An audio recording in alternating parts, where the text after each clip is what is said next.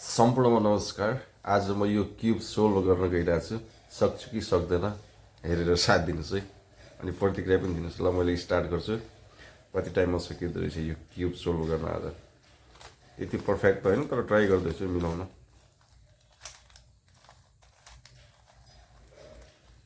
मिलाउन सकिन्छ कि नै भनेर है।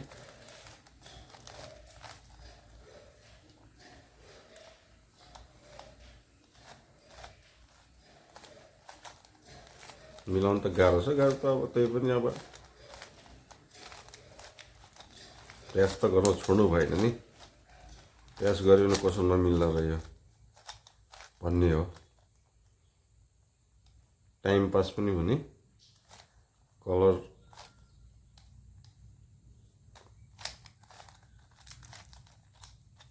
खोज्नै पनि आपत छ यसमा। कहाँ छन् कलर भन्ने जस्तो लाग्छ सुरुमा त।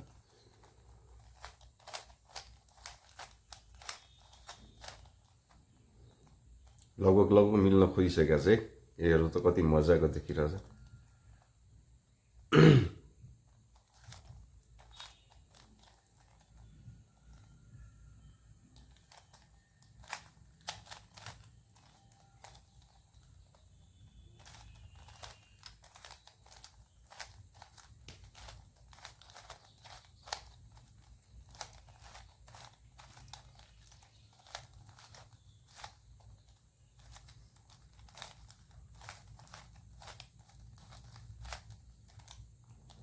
ल यता पनि मिलिसकेको छ। अब फेरि अर्को पार्ट।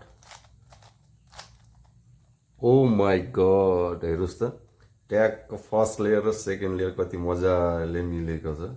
फर्स्ट लेयर पनि मिलेको छ, सेकेन्ड लेयर पनि तपाईँ देख्न सक्नुहुन्छ मजाले मिलेको छ। अब बाँकी रह्यो यो थर्ड लेयर। अब यो थर्ड लेयरलाई पनि मिलाउने प्रयास गर्नुपर्छ। ट्राई गरौँ मिल्छ कि मिल्दैन भनेर है। यहाँ फेरि गन्जागोल छ, के छ यो। प्रयास त गर्नै पऱ्यो। ल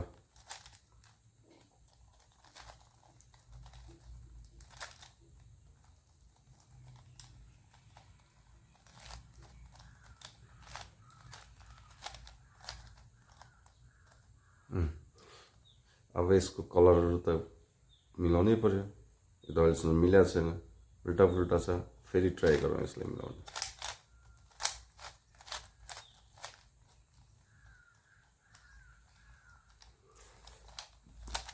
कति मिनटमा मिल्दो रहेछ यो आज।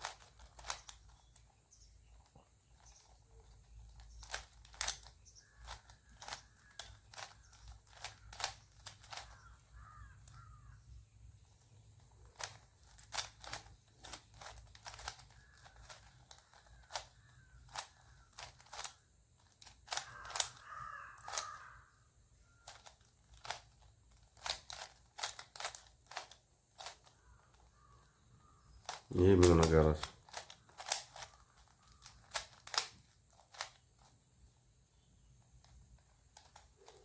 भिडियोले 3 मिनटभन्दा बढी खाइसक्यो।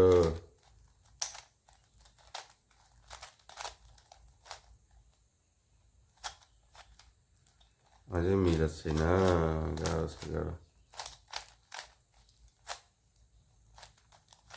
मिल्ने सुर्ता छैन।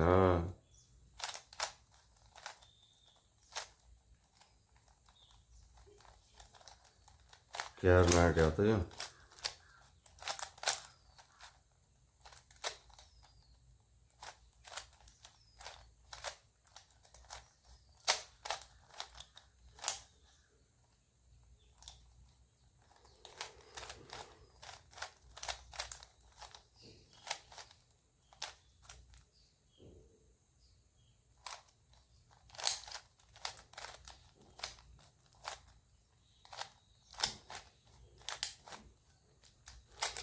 बोर नमानेर हेर्नुहोस् है, मिल्दो रहेछ कि नै।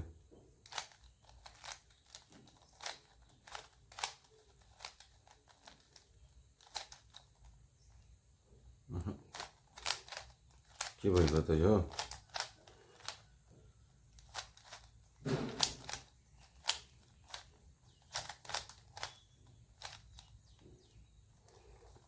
यो त मिल्नै नचाहन लाग्यो त।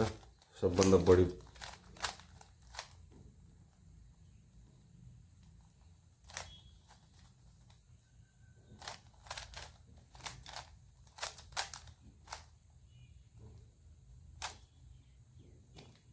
ल बल्ल बल्ल यो कर्नरहरू मिलाएको छ है।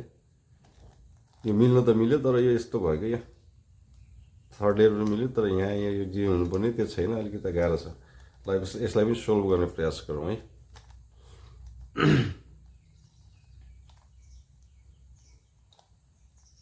कहाँ छ के छ केही पत्ता लाग्नु छ।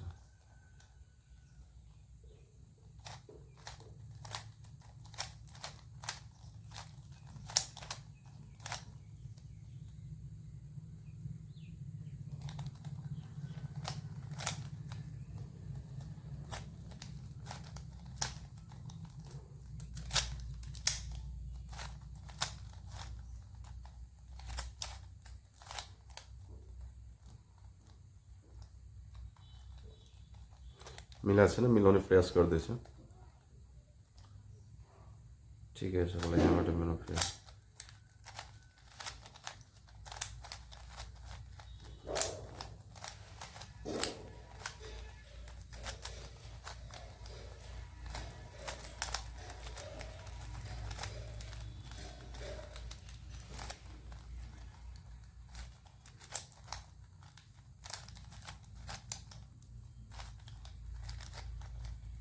अघि मिलेको भागहरू सब देखिसकेको छ, सब सताचुल्ला भइसकेको छ। त्यही पनि ट्राई गर्नु त छोड्नु भएन नि।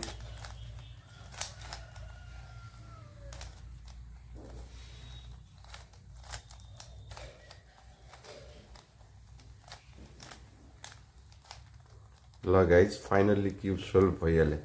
धेरै वर्षपछि मैले यो क्युब सोल्भ गर्न सकिया छु। धेरै वर्षको प्र्याक्टिस हो, 3-4 वर्षकै प्र्याक्टिस हो।